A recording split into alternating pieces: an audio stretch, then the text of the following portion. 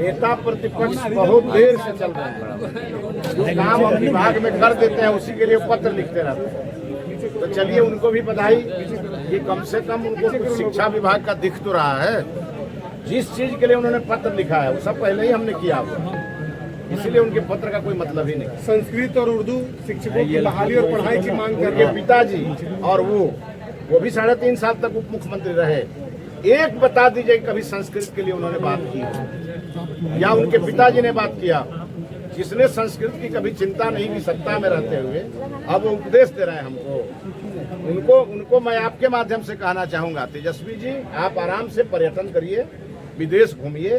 बिहार बहुत ही सुरक्षित हाथों में है।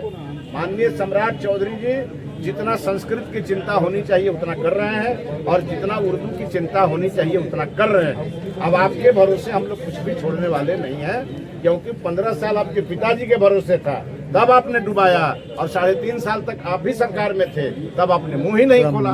तब आपके हाथ से मौका निकल गया। अब आपको प्रवचन देने की कोई भी नैतिक अधिकार नहीं है। टीआरई 4 की वैकेंसी अगस्त के लास्ट तक आएगी, तो फिर प्री मेंस कब तक होगा?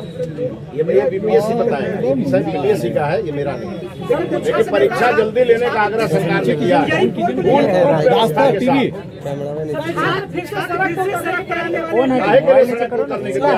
छात्रों की सब बात मानी गई है, तो क्यों सड़क पर उतरेंगे?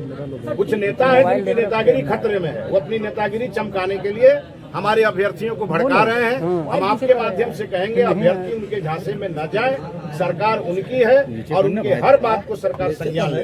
लेकिन झारखंड में जिस तरीके से हो रहा है जेपीएससी को लेकर, वहाँ भी लाठीचार्ज हुआ है, विधानसभा तक छात्रों ने प्रोटेस्ट किया, उन पर भी। झारखंड सरकार से आप अपेक्षा क्या कर सकते हैं? झारखंड सरकार अपने कमियों को छुपाने के लिए छात्रों पर लाठी चला रही है।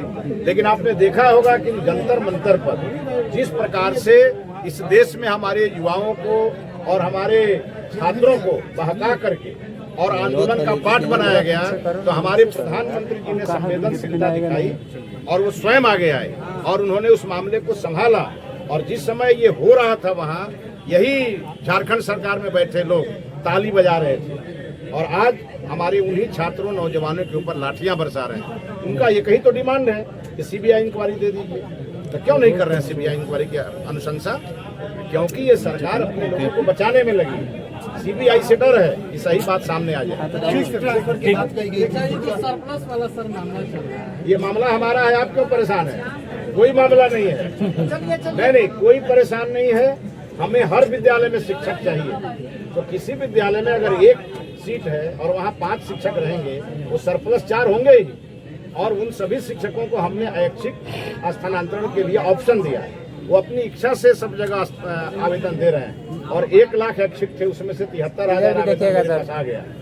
और इसीलिए इसको लेकर के कोई न्यूज बनाने की जरूरत नहीं है। हम शिक्षकों से सीधा संवाद कर रहे हैं। आपके माध्यम से भी ये बात दूर दूर तक जाए। बिहार के एक भी शिक्षक की कोई समस्या हम नहीं रहने देंगे, वैसे शिक्षा मंत्री। इसीलिए शिक्षकों की सीधे सुन रहे हैं और हमारे शिक्षक 31 अक्टूबर तक हम उनकी सब बात सुनेंगे। आज 31 अक्टूबर के बाद उनकी नहीं सुनेंगे, छात्रों की सुनेंगे।